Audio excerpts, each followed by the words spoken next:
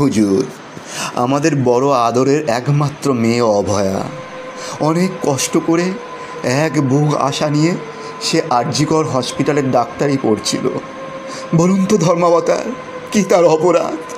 হসপিটালে আসা দুস্থ রোগীদের চিকিৎসা করা, সেবা করা, জনসেবা করা কি তার অপরাধ?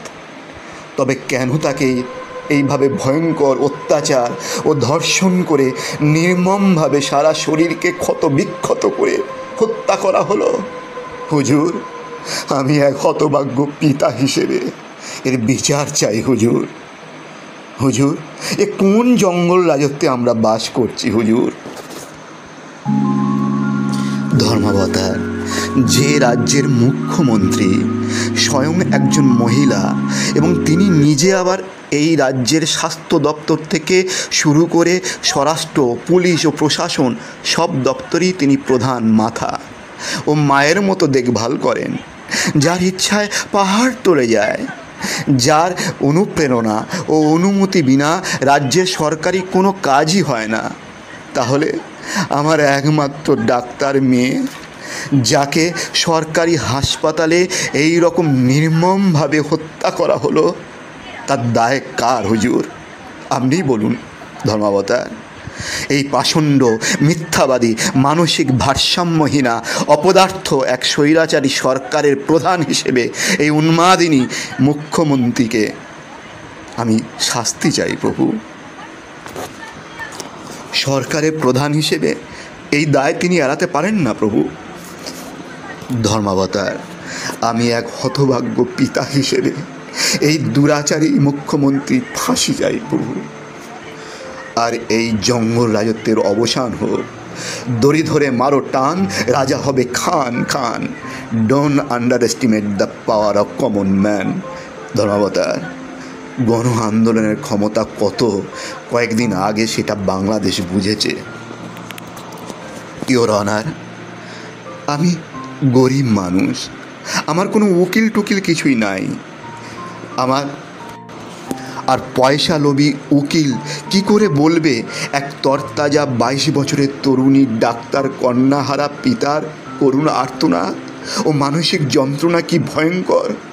ধর্মাবতার, আপনি নিজে মনে করুন, আমার জায়গায় আপনাকে রেখে যদি আপনার মেয়েকে এইভাবে ধর্ষণ করে এরকম নির্মমভাবে হত্যা করা হতো, দুষ্কৃতীরা হত্যা করেছে, তাহলে আপনি কি বিচার চাইতেন হুজুর? বলুন হুজুর, বলুন। কথায় বলে 10টি শকুন মোড়ে একটি পুলিশ হয় ও 20টি শকুন মোড়ে একটি উকিল হয়। অন্য কথা নেবেন না ধর্মাবতার। তাই এদেরকে পয়সা দেওয়ার ক্ষমতা আমার নাই। তাই আমার নিজের বক্তব্য আমি নিজে রাখতে চাই ধর্মাবতার। কারণ গলসওয়ার্দির মতো আমিও মনে করি law is nothing but strong common sense.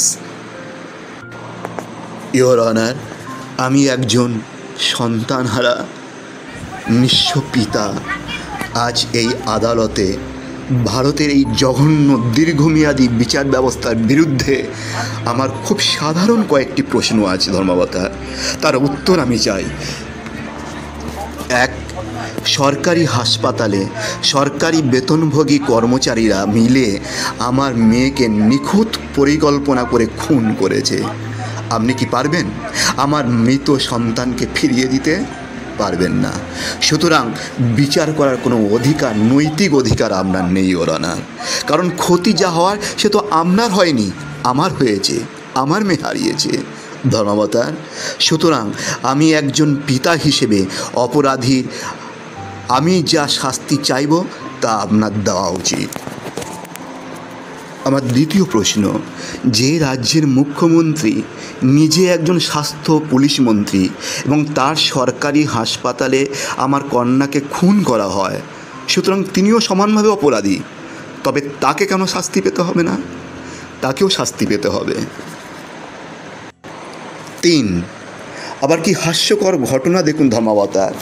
রাজ্যের জনগণ যখন এই ঘটনায় অপরাধীর জন্য মুখ্যমন্ত্রীর কাছে বিচার চাইছে, তখন তিনিই আবার অপরাধীর শাস্তি চাই বলে রাস্তায় পথে হাঁটছেন। তার এই পাগলের মতো আচরণ এই শতাব্দীর সবচেয়ে বড় জোক নয় কি? তিনি যাদের ভোটে জিতে এসেছেন সেই মা বোনেদের কি তিনি বুদ্ধু ভেবেছেন?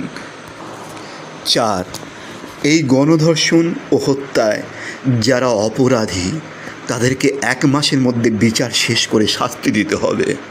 তারা কি ঠিক যতটা কষ্ট দিয়ে নির্মমভাবে মেয়েকে হত্যা করেছে, অপরাধীদেরও ঠিক সেই রকমভাবে মুখ হাত পা বেঁধে প্রকাশ্য জনসমাবেশে গায়ের চামড়া কেটে নুন দিয়ে তাদের লিঙ্গ কেটে ধীরে ধীরে গলা টিপে হত্যা করতে হবে, যাতে দ্বিতীয়বার একই অপরাধ করার আগে কোনো অপরাধী অন্তত 10 বার ভাববে, ইওর অনার। না হলে এরকম ঘটনা চলতেই থাকবে, সমাজে অরাজকতা দিন দিন বাড়তে থাকবে, ইওর অনার। 5, 1949 সালে সেই বস্তা পচা আইনের সময়ের তালে তালে সম্পূর্ণ সংস্কার ও পরিবর্তন করা দরকার নয় কি? তখন জনসংখ্যা ছিল 70 কোটি, আর এখন তার ডবল 140 কোটি ভারতবাসী। অপরাধের ধরন সম্পূর্ণ পাল্টে গেছে, তাই আইনকে আরো কঠোর করে শাস্তি আরো কঠোরতম করা দেশের পক্ষে ঠিক নয় কি ধর্মতা? সিআইডি, সিবিআই, স্টেট পুলিশের নামে বিচার ব্যবস্থা, বিচার ব্যবস্থা গণমাধ্যমে আমাদের ট্যাক্সের বছরের পর আমাদের ট্যাক্সের পয়সায় বছরের পর বছর সমস্ত জনগণের জানা দরকার সেই সব মানুষের এইভাবে অপরাধ করা ভয়ঙ্কর অপরাধীদের চেনা দরকার, যাতে জনগণ কোনো বর্ণ হয় না। আর সবচেয়ে বড় কথা, যে অপরাধ করেছে এমন নির্মমভাবে তার মুখ ঢাকা থাকবে কেন? সবাই দেখো, অপরাধীদের জনগণের ট্যাক্স নিতে হবে, যেমন আরবিয়ান কান্ট্রিতে জেলের মধ্যে আটকে রেখে দেশে ফ্রান্সে মিঠাই খাইয়ে সরকারের সেরকম শাস্তি দিতে হবে। ঠিক যে নির্মমভাবে নিষ্পাপ তরুণীকে হত্যা করা হয়েছে, এরকম নির্মমভাবে প্রকাশ্য জনসভায় দিনের আলোকে ওর হাত থেকে মুখ কেটে ফেলতে হবে, ওর লিঙ্গ কেটে ফেলতে হবে, এবং রাস্তায় দাঁড়িয়ে ওকে প্রকাশ্যে সারা চামড়া শরীরটাকে কেটে কেটে নুন দিয়ে দলকে ভোট দিলে সেই দলের প্রতি আপনার আনুগত্য সেটাকে উপলব্ধি করাতে হবে। সেক্ষেত্রে বিচার ব্যবস্থা প্রভাবিত হতে পারে নাকি? করার আগে 10 বার ভাববে। 10 নইলে আমাদের বিচার ব্যবস্থা যদি ভারতীয় সাংবিধানিক বিচার ব্যবস্থার জন্য ধারা মেনে করা হয়, তাহলে একই অপরাধের বছরের পর বছর জেলের মধ্যে মাছ মাংস আদালতে আমাদের টাকা ধ্বংস করছে, এইভাবে চলতে পারে না। সেই বস্তা পচা কবে আলাদা আলাদা সেই রায় করা হয়, সেই কেন আইন এখনো চলছে? আরে প্রয়োজন যদি কোনো আইনের ভুল রায় পাল্টাতে হবে, তাহলে প্রয়োজন অপরাধের প্রয়োজন অপরাধের ধর্ম অনুযায়ী বিচারকের বিচার ব্যবস্থা পাল্টাতে হবে, এবং তারা কি মানুষের মধ্যে ভগবান? জনকে ফাঁসি দিলে প্রশ্নের উত্তর আপনার কাছে আছে কি?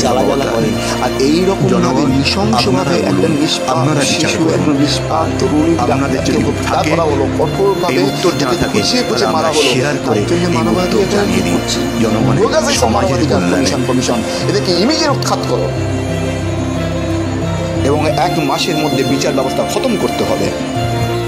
আপনারা যারা আমার মতের সপক্ষে তারা দয়া করে ভিডিওটাকে শেয়ার করবেন। এ দেশে এই বিচার ব্যবস্থার পরিবর্তন চাই। নির্মমভাবে খুন করেছে, এই যে সঞ্জয় রায় নির্মমভাবে খুন করেছে এই তরুণীটিকে, তাকে মুখ ঢেকে নিয়ে যাচ্ছে কেন? তাকে সিবিআই বা অন্যান্য রাজ্য পুলিশ তাকে মুখ ডেকে নিয়ে যাচ্ছে কেন? সমাজের কাছে সবাইকে দেখিয়ে নিয়ে যাক এবং ওপেন জনসমক্ষে তাকে শাস্তি দাও। তার লিঙ্গ কেটে, তাকে সমস্ত শরীরটাকে কেটে রক্ত বার করে নুন দিয়ে হত্যা করা হোক। প্রয়োজনে আইনটাকে বদলাতে হবে। অপরাধীরা এই ভারতবর্ষ থেকে সর্বরাজ্য ভেবে ফেলেছে, কারণ এখানে বিচার ব্যবস্থা বছরের পর 10 বছর ধরে লেগে যায়, আর ততদিন সে রাজ আধিত্য হয়ে পড়ে। এসব চলবে না। সেই পুরানো শাসন ব্যবস্থা বিচার ব্যবস্থাকে পাল্টাতে হবে, প্রয়োজনে পরিবর্তন আনতে হবে।